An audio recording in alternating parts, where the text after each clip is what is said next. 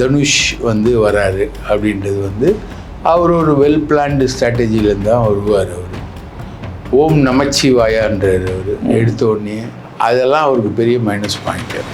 அந்த இது மாமனார் விட்ட இடத்த தனுஷ் தக்க வைக்க பார்க்குறாரோ, அதுக்கு பின்னாடி லதா ரஜினிகாந்தோட செயல்பாடுகள்லாம் இருக்கா?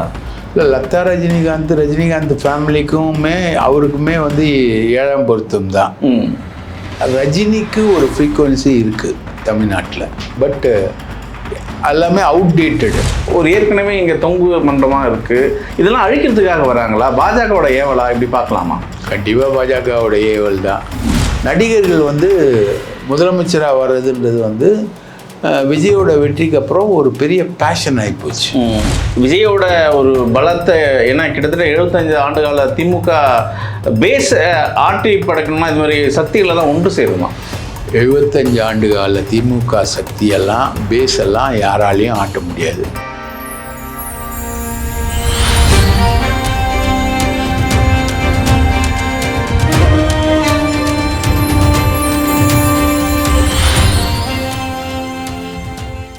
நேயர்களுக்கு வணக்கம். இன்றைய நேர்காணலில் நம்மோடு இணைந்திருக்கிறார் மூத்த பத்திரிகையாளர் திரு பிரகாஷ் அவர்கள். வணக்கம். வணக்கம் சார். இன்னைக்கு தமிழ்நாட்டில் ஒட்டுமொத்தமாக நடிகர்கள் அரசியலுக்கு உள்ள வராங்க. ஏதாவது ஒரு பவர் இருக்கா தமிழ்நாட்டுக்கு? முக்கியமாக இன்னைக்கு தனுஷ் பேசப்படுறது, அதுவும் அதை தாண்டி தொழிலதிபராக பார்க்குற லெஜண்ட் சரவணனும் அரசியலுக்கு வர்றதா பேசப்படுது. எப்படி பார்க்குறீங்க இந்த சூழல்?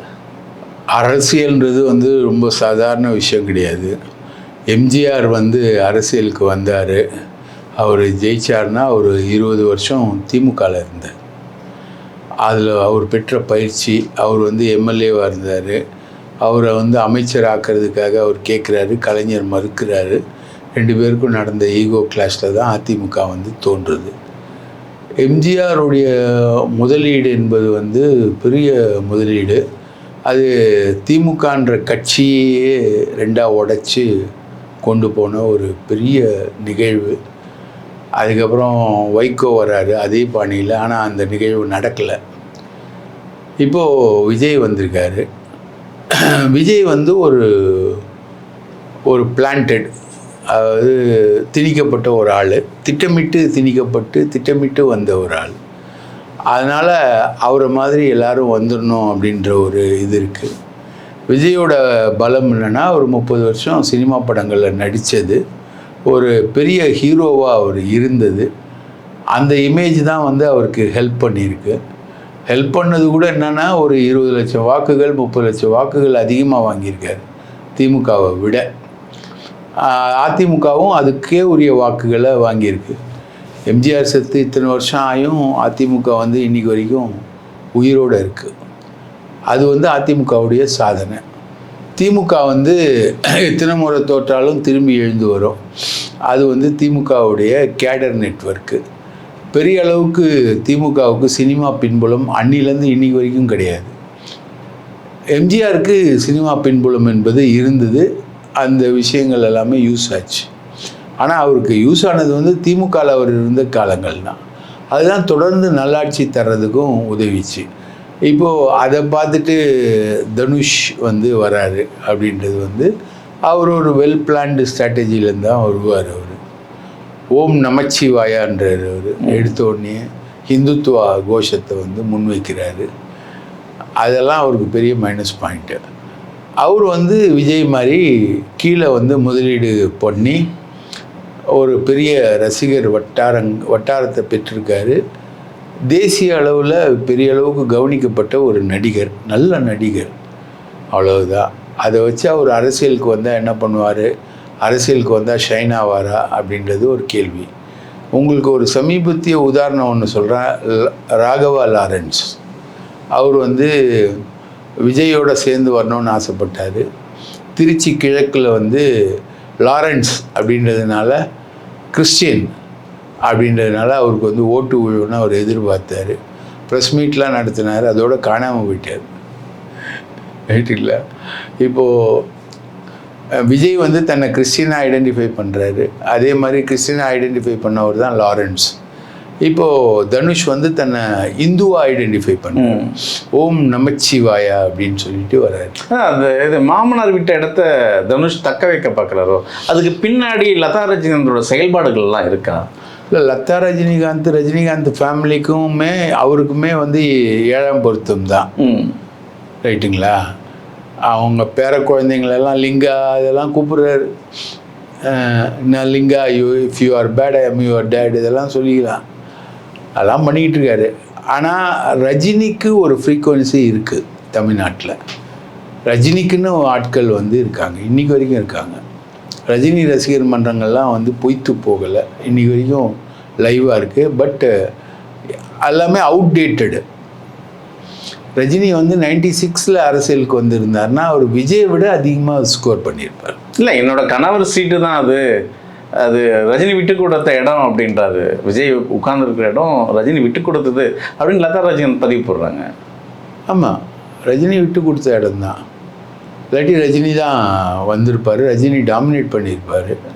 ரஜினி ரசிகர்களோட கொஹேஷன் வந்து விஜயை விட அதிகம். இப்போது உதாரணத்துக்கு இப்போ அஜித் விஜய்க்கு போட்டியாக வராருன்னு வச்சுக்கோங்க.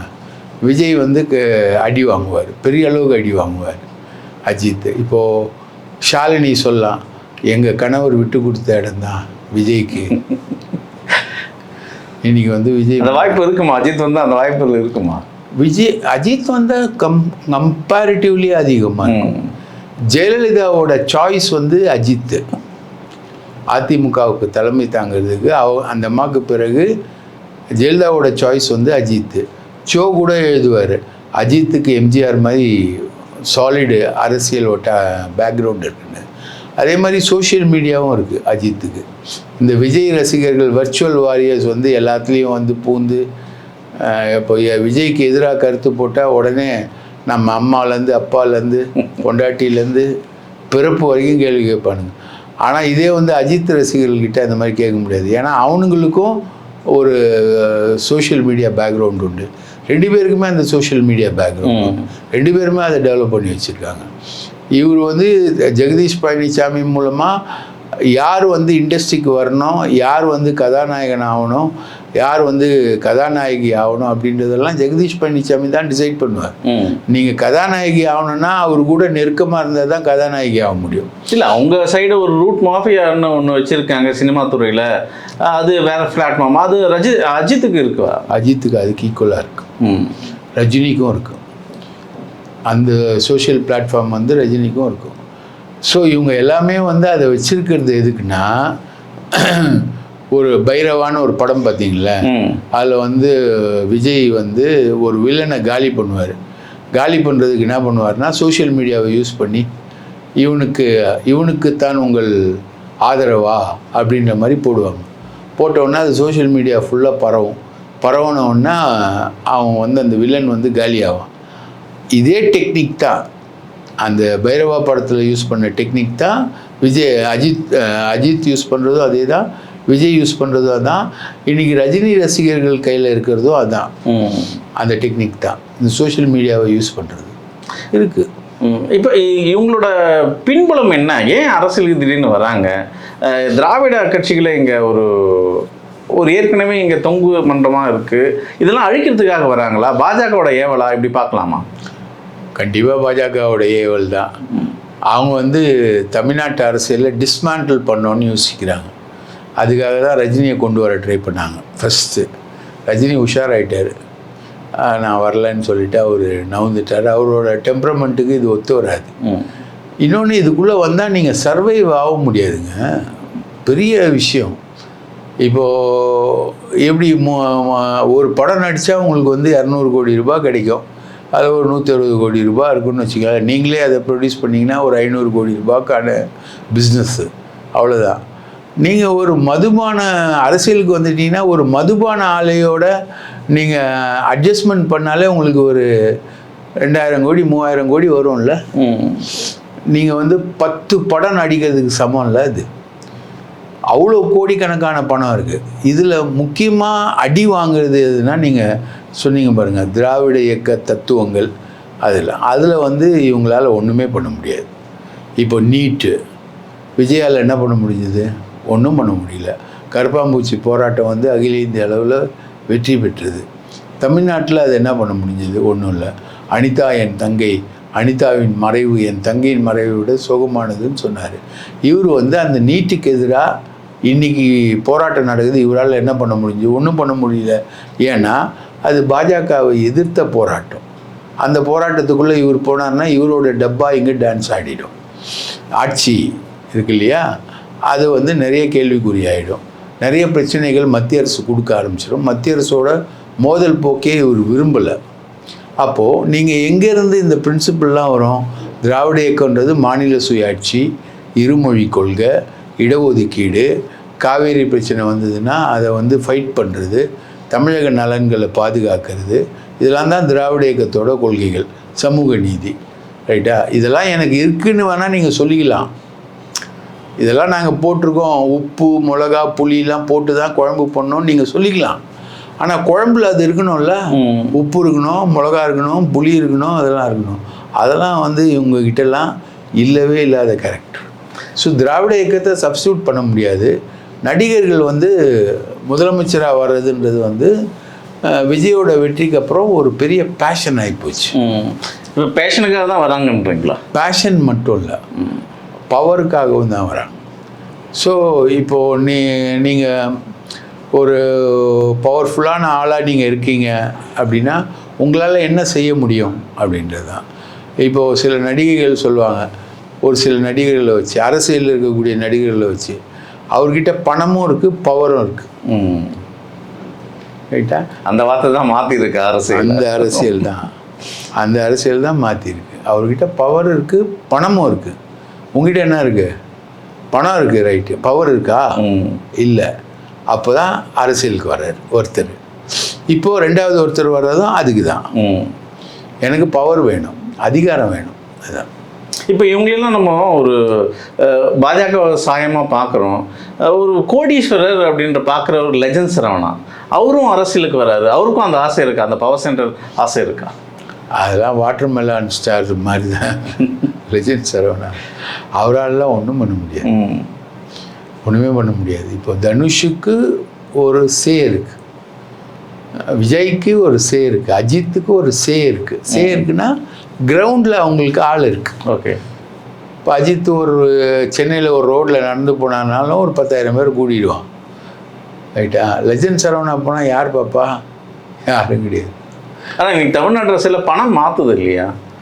மக்கள் மத்தியில் பணம்ன்ற ஒரு சொல் வந்து பேசும் பொருளாக தானே இருக்குது. அது லெஜண்ட் சரவணா கிட்ட இருக்கு இல்லையா? அது இருக்கலாம். ஆனால் எனக்கு தெரிஞ்சு என்னுடைய அரசியல் அனுபவத்துலலாம் அவரெல்லாம் ஒன்றும் பண்ண முடியாது. ஒரு படத்தையே ஈட்டு கொடுக்க முடியல அவரால். அவர் எப்படி இது பண்ண முடியும்? அதெல்லாம் வாய்ப்பு. கேடஸ் இருக்க மாட்டாங்க அப்படின்றீங்க? கேடஸ் மட்டும் இல்லை, பப்ளிக்கு ரிசிப்பியன்ட்டே இருக்காது. சரவணாக்கெல்லாம் என்ன இருக்க போகுது? ஒன்றும் இல்லை.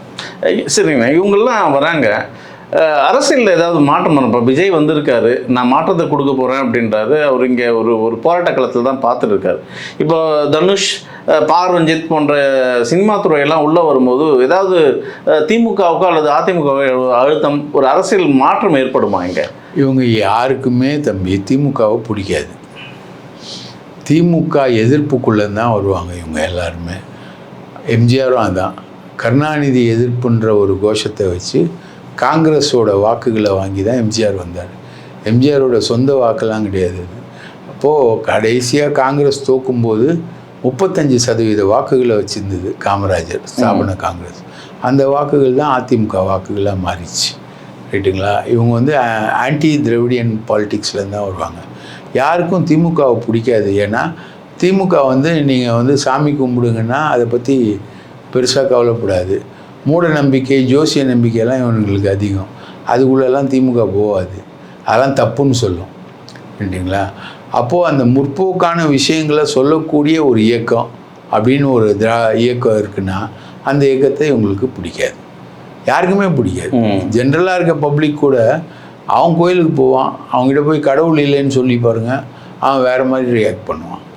அதனால் ஜென்ரலாகவே வந்து இந்த சீர்திருத்தம் பேசக்கூடிய ஆட்களை யாருக்குமே பிடிக்காது. உங்கள் வீட்டில் கூட நீங்கள் கொஞ்சம் வித்தியாசமாக பேசுனீங்கன்னா, என்ன இவன் இப்படி பேசிக்கிட்டு இருக்கான், சாமி கும்பிட்றதுக்கு பற்றி இப்படி பேசிக்கிட்டு இருக்கான், சடங்கை பற்றி இப்படி பேசிக்கிட்டு இருக்கான், கோவிலை பற்றி இப்படி பேசிக்கிட்டு இருக்கான், கோவில்கள் கூடாது என்று சொல்லவில்லை, அது கொடியவர்களின் கூடாரம் ஆகக்கூடாது என்று யார் கொடியவன்? ஒரு கோவிலில் போய் கொலை பண்ண சங்கராச்சாரி கொடியவன் இல்லையா? நல்லவனா? ரைட்டா? கொடியவர்கள் கூடாரமாக கோவில் என்றைக்கோ மாறி போச்சுல. பழனியில் கோவிலுக்கு தானம் கொடுத்த நிலத்தை 100 கோடி நிலத்தை 2 கோடிக்கு விற்கிறானுங்க தூய சக்தி ஆட்சியில். அது வந்து கொடிய செயல் இல்லையா அது? அது மாதிரி நிறைய விஷயங்கள் வந்து திமுகவை இவங்களுக்கு பிடிக்காது. அதனால இவங்க ஆன்டி டிஎம்கேவாக தான் கொண்டு வருவாங்க, எல்லாத்தையுமே ஆன்டி டிஎம்கேவாக தான் கொண்டு வருவாங்க. அப்போ இவங்கெல்லாம் ஒரு ஒற்றையாளாக மாறதுக்கு வாய்ப்புகள் இருக்கா? இப்போ இந்த கூட்டம் கூடி விஜயோட ஒரு பலத்தை, ஏன்னா கிட்டத்தட்ட 75 ஆண்டுகால திமுக பேஸ் ஆட்டி படைக்கணும்னா இது மாதிரி சக்திகளெல்லாம் ஒன்று சேருமா? அதுக்கான தான் திட்டம் நடக்குதா இங்கே? 75 ஆண்டு கால திமுக சக்தியெல்லாம் பேஸெல்லாம் யாராலையும் ஆட்ட முடியாது. இது வரைக்கும் ஆட்டலை, விஜயும் ஆட்டலை. அவர் வந்து எக்ஸ்ட்ரா ஓட்டுவாங்க. அதாவது ஒரு கோடு போட்டிருக்காங்க தம்பி, அதை விட ஒரு கோடு பெருசாக போடுறது தான். இவ்வளோதான் பண்ணியிருக்கே தவிர இந்த கோடை அழிச்சிட்டு இந்த கோடு உருவாகலை. ரைட்டுங்களா? இந்த கோடு தான். இதை வந்து எக்ஸ்ட்ராவாக கோடு போட்டிருக்காங்க, அவ்வளோதான். இவ்வளோதானே தவிர விஜயோட வெற்றியில் வந்து ரொம்ப ஆர்ப்பரிக்கக்கூடிய விஷயங்கள் எதுவுமே இல்லை. ஆன்டி டிஎம்கேவோ பண்ணுறாரு, அவ்வளோதான். நாளைக்கு தனுஷ் சொல்வார், எனக்கும் திமுகவுக்கும் தான் போட்டின்னுவார். எனக்கும் டிவிகேக்கும் போட்டின்னு சொல்கிறவங்களுக்கெல்லாம் திமுக தான் போட்டி, எனக்கும் திமுகவுக்கும் தான் போட்டி அப்படின்வார். ஸோ இந்த மாதிரி ஆன்டி டிஎம்கே ஓட்டை வந்து டார்கெட் பண்ணி வர்றது என்பது உங்களோடது இருக்குது. ஆன்டி டிஎம்கே ஓட்டு வந்து இருக்குது, எக்ஸிஸ்டிங்.